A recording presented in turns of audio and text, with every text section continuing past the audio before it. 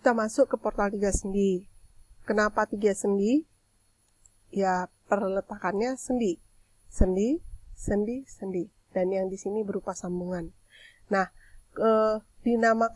dipakai pelengkung 3 sendi itu biasanya untuk jembatan bentang lebar dan tidak memerlukan pilar di tengah bentang. Jadi ini kan lewat kapal misalnya, ya kan? Jadi dia luas. Lalu kenapa harus melengkung? Sebenarnya kalau kita pelajari sendi roll, misalnya ini jembatan sendi roll, saya ini tidak ada, itu kan kemungkinan ini adalah beban merata dan bentuknya adalah momen dengan persamaan kuadrat seperti ini. Maka sebenarnya bentuk ini adalah bentuk dari momennya.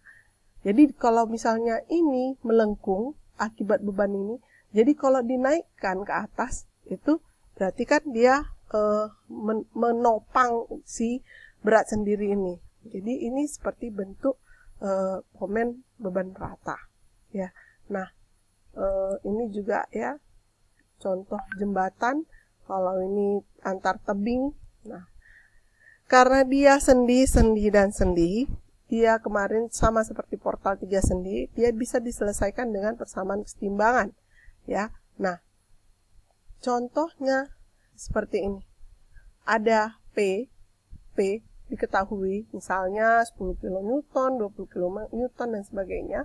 Kita disuruh mencari reaksi perletakan RAV, RAH, ya kan, RBV, dan RAH. Ya kan dia mengikuti perletakan sendi, yaitu sejajar sumbu Y dan sejajar sumbu X. Walaupun balok kita itu dalam bentuk lengkung.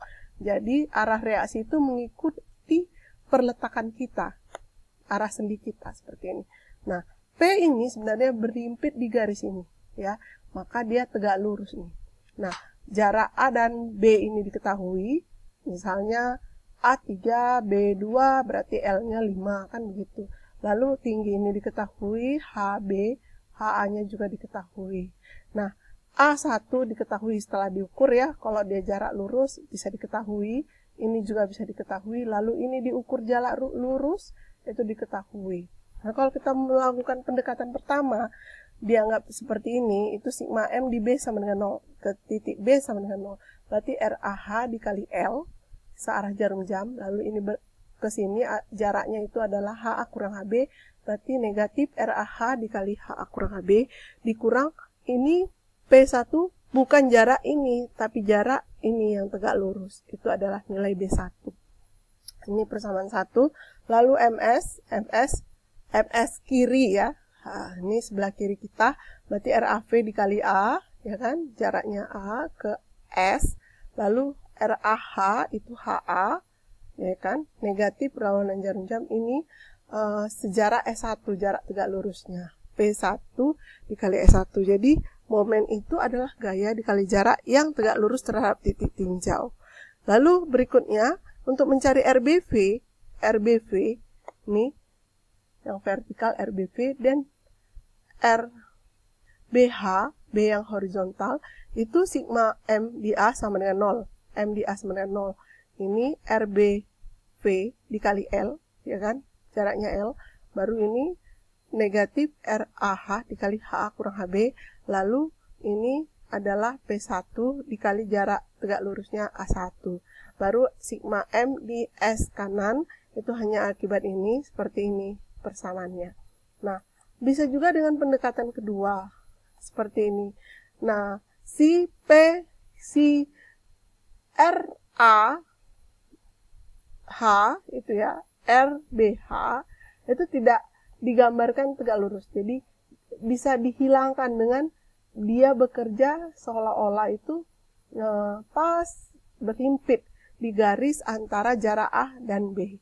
Kalau begini pendekatannya, kita bisa menghitung dulu sigma M di B sama dengan 0, RAV dikali L, dan ini hanya pengaruh RP1 kurang P1 dikali B1 ya, yang ini tadi juga jarak tegak lurus.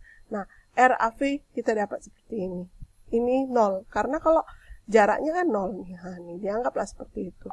Lalu sigma M di A sama dengan 0 ya. Lalu RBV ya kan dikali L, ya kan? Baru P1 ya kan dikali A1. ya. P1 dikali A1. Jadi kalau misalnya tadi sigma M di A ini salah tanda ya, positif nih ya, RBV dikali L, baru positif P1 dikali A1. Nih, inilah persamaannya. Sigma M di S kiri sebelah sini. Berarti RAV dikali A, kan? Baru P1 dikali S1 jaraknya, baru RAB, dia kasih tanda RAB untuk reaksi yang sejajar dengan garis panjang AB, itu dikali F. Karena jarak tegak lurus antara garis ini ke S itu adalah F. Jadi RAB kita dapat seperti ini.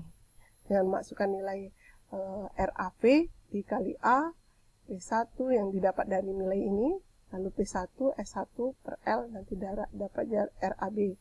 Begitu juga MS kanan ya, RBV negatif, baru RBA-nya sebenarnya positif ya, positif terhadap S ya. Ini ya, prinsipnya ini ya. Baru tuh ini negatif ya, ini positif. Ini. Nanti kalau kamu salin kembali, itu benarkan. Nanti dapat juga nanti RBA sama dengan RBV dikali B per F ya. Nah, kalau kita lihat ini, tadi kan yang kita cari itu RAB, bukan RAH atau RBH. Lalu kita proyeksikan RAB tadi, ini adalah kalau kita tarik seperti ini, berarti RAB cos alpha. Ini RAB sin alpha. Berarti RAV itu adalah RAV ditambah RAB sin alpha. Berarti ini yang sudah kita cari RAV yang ini. Nah, ini harus dijumlahkan. Nah, itu untuk pendekatan kedua. Begitu juga dengan RBV. RBV ditambah RAB sin alpha. Karena kan ini ya. Nah, kalau misalnya berlawanan tanda berarti harus saling mengurangi. Kalau ini udah rumus tetap ini proyeksinya ya. Nah, kalau dari soal kita ini seperti ini ya. Nah, kalau RAH itu RAB cos alpha. Ini kan dia sama dengan kalau kita perhatikan gambar ini, yang ini kan sejajar sumbu X. Yang kita perlu itu yang sejajar sumbu X yang warna hijau. Nah, itu. Kita bisa mencari reaksi perletakannya.